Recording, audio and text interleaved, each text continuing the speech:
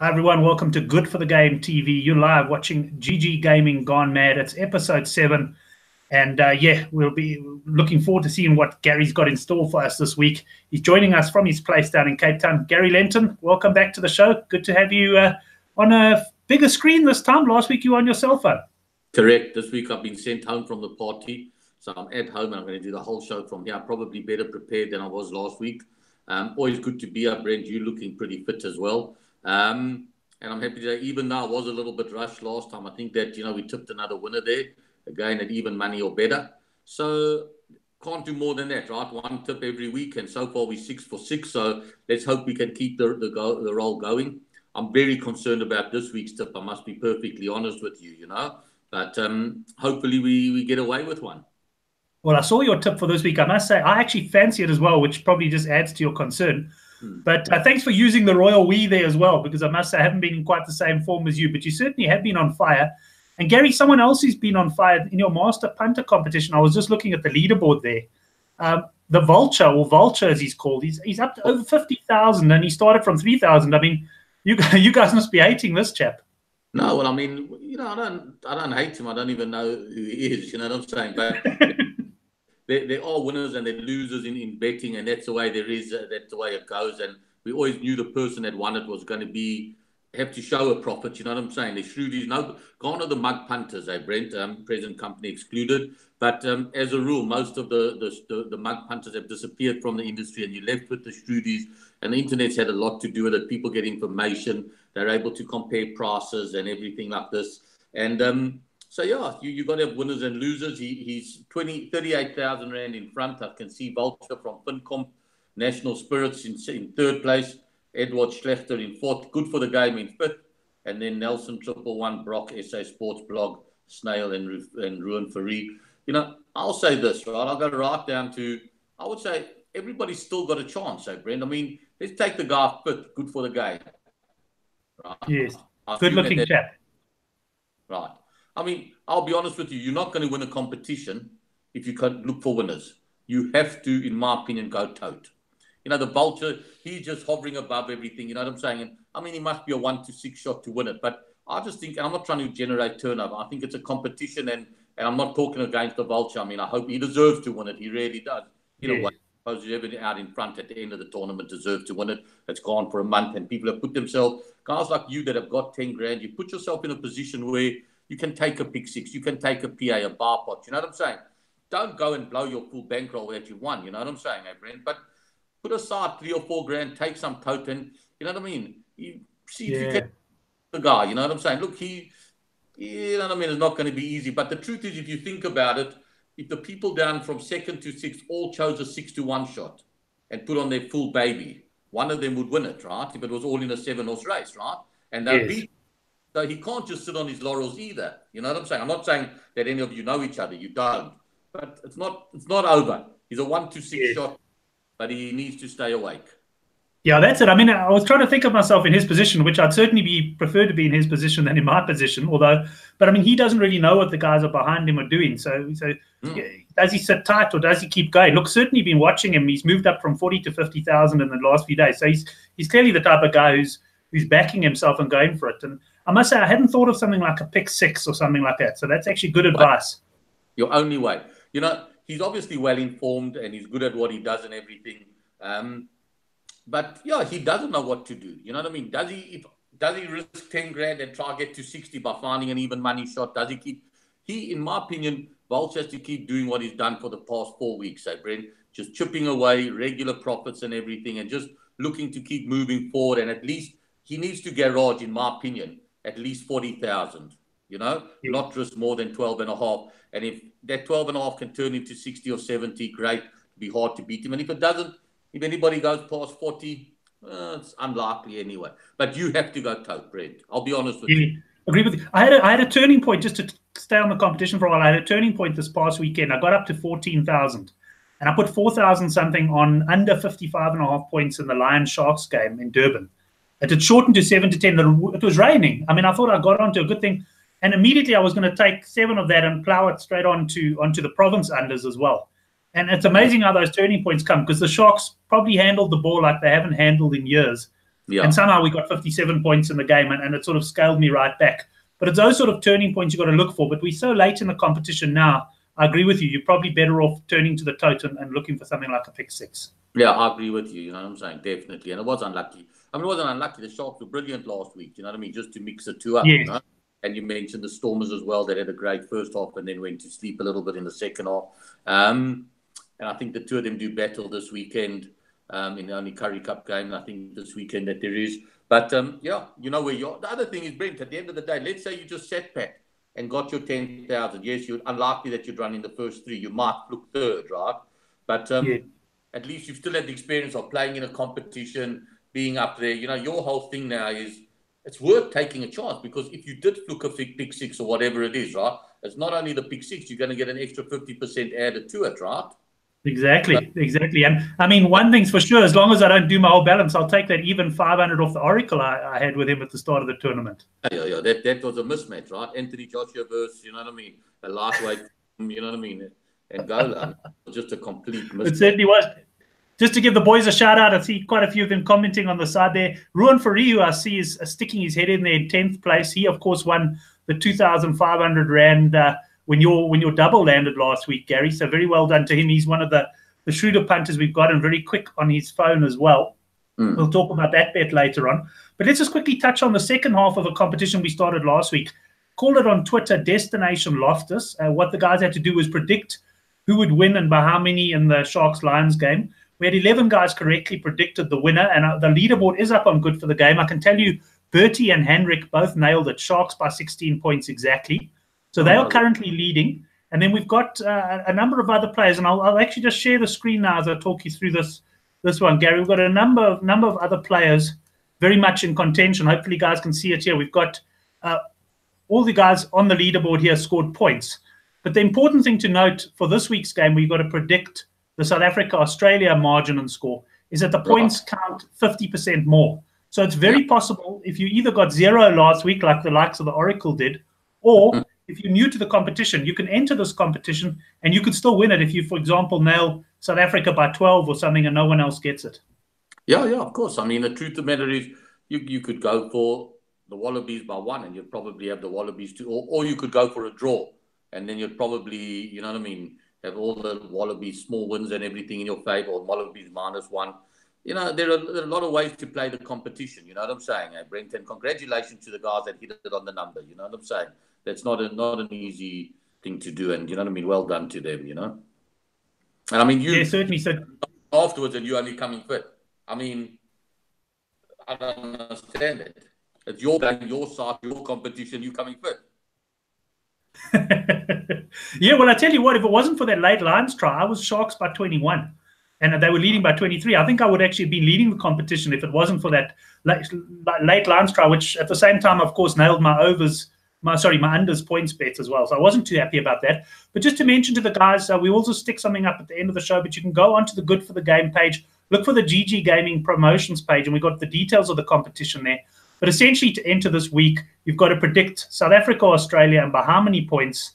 And you've got to tag me, Brent Graham, and you've got to tag gggaming.bet and use the hashtag Destination Loftus. It's not compulsory, but if you can use that, that's great. It saves me having to repeat it. And yeah, you're still very much in the hunt for that one. And let's see who goes to Loftus or who picks the 5,000 Rand free bet. Yeah. Gary, that brings us on to the Ryder Cup action, because I know one of your favorite events that take place every 2 years, and mine too. I'm very, very excited. I'm going to be watching tomorrow. Actually, a bit of a change in our company. We've all got the day off. So I'll be watching from the start. I can't wait for the action to begin. And my impression is that there's been a lot of money for the Europeans during the week. Yeah, there has been. I mean, you know, a lot of the Americans we've said that are out of form.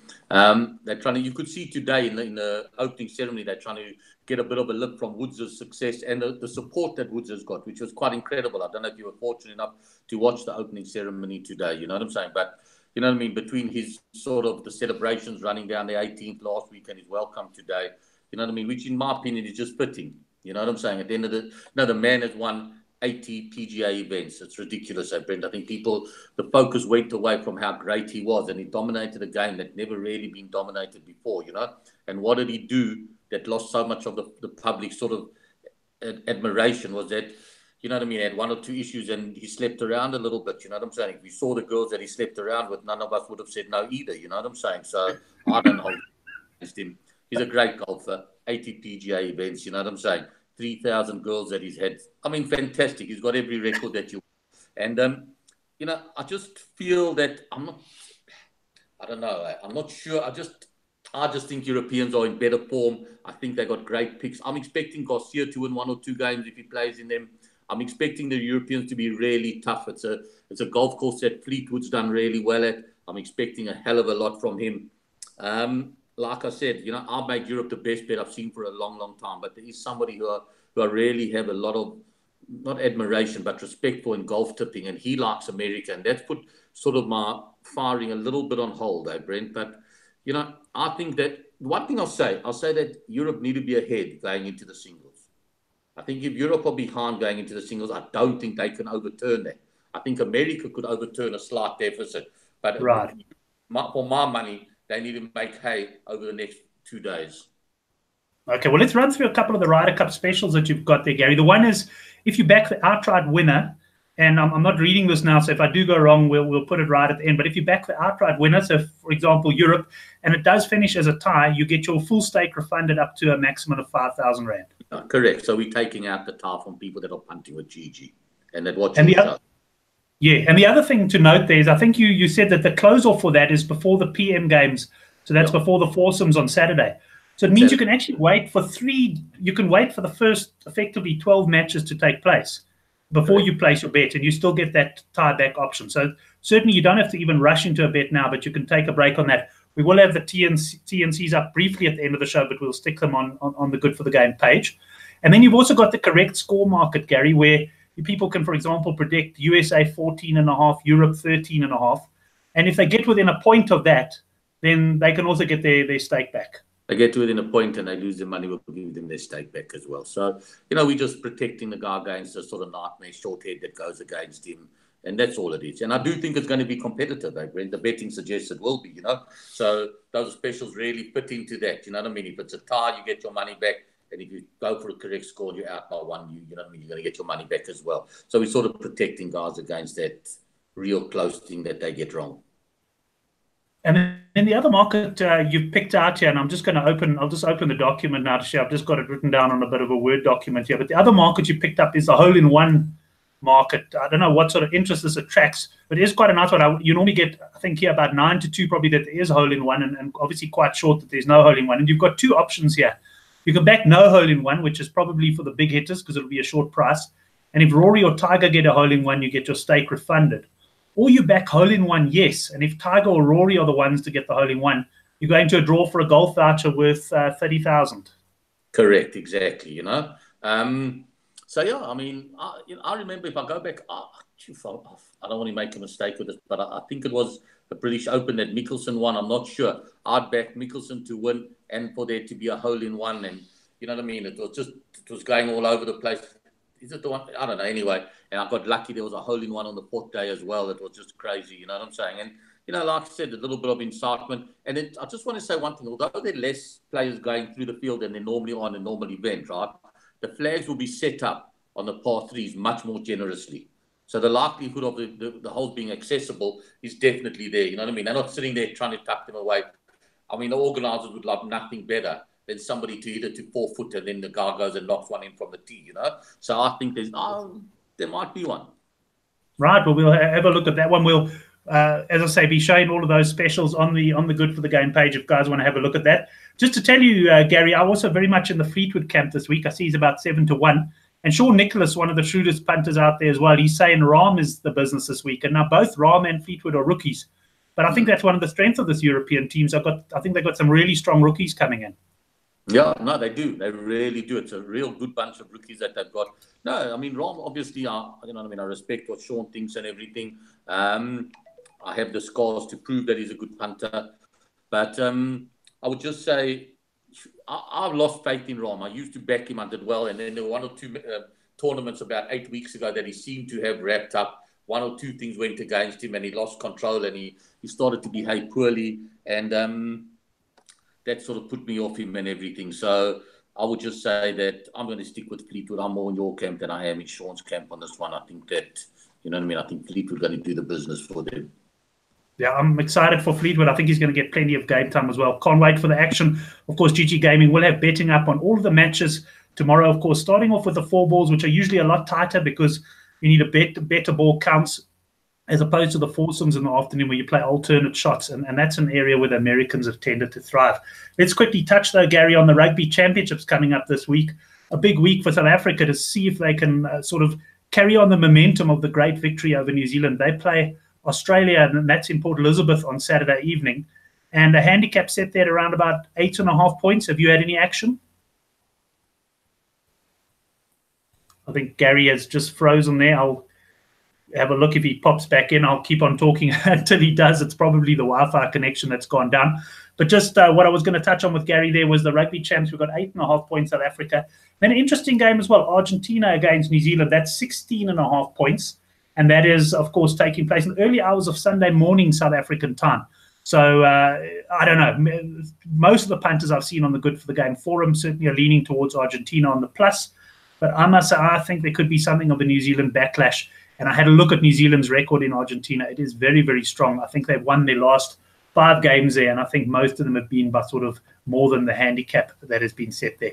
That's the Rugby Championships. We will, of course, be talking rugby in our flagship betting show, The Handicap, that comes on in just a few minutes' time. In fact, at 9 o'clock, we'll talk about that one. I'm not even sure if Gary can hear me, but let's carry on with the show in the meantime. If he can dial back in, he will, because I wanted to talk to him about the English Premier League, and in particular, he's beat the cert bet. And I'm going to share my screen here because we're going to bring that up. There is a bit of action required here from all of you guys who on the live chat who want to go live. Just want to see what the live comments go. Yeah, Henrik Swat agreeing with me there on New Zealand on the minus. Here's the beat the cert. I'll just make it into a quick slideshow. And what Gary is saying this week, he's not going for a double. He's going for the double chance. West Ham plus the draw at even money v Man United. The first 3 punters to tweet at Brent Graham the breed of Gary Lentin's dog. And this is going to be very tough to win if Gary doesn't rejoin the show. With a link to the show, we'll get a 1,500 Rand free bet on the SAV New Zealand test next week if this bet loses. Now, what I'm going to say is this: if Gary, for some reason, doesn't join on this show, I will mention the name of the dog at some stage during the handicap show. And we'll find a way of bringing it out there. I'll put something on Twitter because it is obviously going to be hard to know the breed of his dog when he's not on the show to actually show us the dog.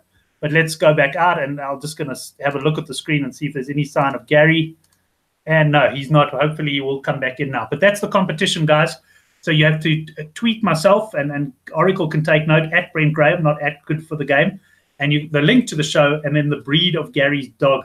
So it doesn't look as though Gary's coming back in. I'm just going to quickly send him a WhatsApp, and let's see if he is around still. It looks like it is. He's asking me if I perhaps lost my signal, but I think it is his. And I'm going to ask him to try and dial in again. And we'll give him about 30 seconds. Otherwise, we'll close the show there. Just to go as far as the Ryder Cup goes, I also did do a video preview of the Ryder Cup. I've gone Fleetwood, yes. But just to touch on the US points, I've gone Justin Thomas. He's around about 11-2 to be top US point scorer. I'll give him a very good chance. I do think that Thomas will, in all likelihood, play all 5 games. I'm saying that as someone who hasn't actually seen the first 4 matches which have been announced. So I could look pretty silly if Thomas is not included in any of those. But, yeah, I have gone for Thomas there. And I backed the Europeans outright. I took some 13-10 early in the week. I know Gary's got 25-20 on the Europeans. And with that special where you get your money back in the event of a tie, I'll be looking at that. But I must be honest, I will probably be waiting a little bit on that one. And, yeah, what we'll do there is wait and see after maybe the second group of matches or perhaps the third group before getting involved. It doesn't look like Gary's going to make it back on. We'll have to decide what to do with that competition. There's no sense guessing what kind of breed dog he's got because I don't think any of us will have an idea. But stay tuned. Please join us for the handicap show that takes place at 9 o'clock. And you can also subscribe to our videos just below. But hold on a second. Just as I was about to cut off, Gary Lentin has returned. Gary, you just froze on my screen there for a while. I've never seen you so still. I was talking to you and I suddenly realized you weren't there at all. Haven't heard a word for a long, long time, mate, Brent. You know, maybe I'm on there and you not. So, you know, we had one competition where people had to guess the breed of my dog, you know. Yes. And and he was juggling and doing all types of tricks, you know what I'm saying? And also, again, all missed on TV, all missed on live things. So I'm going to see if he'll juggle again. I mean, yeah, please bring him on, because I've just told the guys the competition, and as I was reading out the competition, I realized it's going to be a tough one if they don't see the dog. Okay, so I don't know if he's going to juggle again, because he normally just juggles for a short while, you know what I'm saying? But then, right. Not juggling, he's getting ready, licking his lips. He knows that it's nearly dinner time. But this is Duke, and we kept him at the shelf as possible, so it wasn't so easy to see what breed he is. But he's either, I'm going to make it easier for people, right? He's either a Rottweiler, a Great Dane, or a Yorkie. That's one of the three. So okay, I think we'll see some quick action on that one. I must say, they often say a dog looks like his owner, and I'll say in this particular case, not at all, Gary? Well, you don't know my wife. Excellent. Gary, thanks very much. We're going to close off now. Maybe just to get your opinion on the rugby champs first, because I sort of spoke through that very quickly. You've got any betting interest in the two games? The handicaps seem to be quite stable. It's very stable. I just think that the All Blacks is a great market. I won't keep you long. I know you've got your show to come up. I think it's a great All Black market. I was a big fan of the Springboks when I saw the game in Australia and the game in New Zealand the following week that the Springboks participated in. I'm not sure that I like this team. I think that, you know what I mean, the Wallabies will run into a very motivated, highly excited Springbok side at a venue where the Springboks have done well in the past. I think that we could be in for a rude awakening. I hope I'm wrong. I just think that if any complacency sets in, the Wallabies got a good side. They've chosen a really good side. They've got Hooper. They've got Pocock. Everybody back. It's going to be a really good game, Brent. Right, yeah, I agree with you there as well. I must say, I was very early in the week on South Africa, very strongly, but I've kind of come back a bit. I know, interested in our handicap show that we got starting now, because I know the guys are very divided on a couple of games, including the Western Province v Sharks. So I know a lot of guys got onto the Province -3 with you early doors. Obviously, Dave taking a bit of a view on that one. But punters now starting to come in for the Sharks at sort of +7.5, +8.5 level. So we're going to have quite a divided show on that one. Just to mention one of the comments that came in from Moscow Gomez suggesting that I interview the winner of the Master Punter competition on YouTube. Well, if Vulture's willing, and assuming he wins and good for the game doesn't catch him, then I'm more than happy to do that. I think that'll be a great idea, Gary. I think it's a really good idea. Let the guy that wins it come on the show. Obviously, people are using pseudonyms and everything, so maybe they don't want to. That's only yes, no, fair enough. That's his. That certainly will be his call. But Gary, thanks very much. We're going to move into the handicap show. Good chatting to you again, everybody. For terms and conditions, you can check out the Good for the Game site. I know we're going to have to spot the top 3 tweets, because I saw about 7 tweets come through, all one after another. So it will depend on which one show first on my timeline as to who gets that bet. And of course, you've got to get the breed of the dog right as well. Gary, thanks for joining me, and we'll chat on the weekend. Sorry about the signal. I look forward to it. We'll chat you next week. Have a good one, guys. Excellent. Thank you. That was Gary Lentin on GGGaming Gone Mad. Stay close, guys. We've got the handicap coming up in just a few minutes.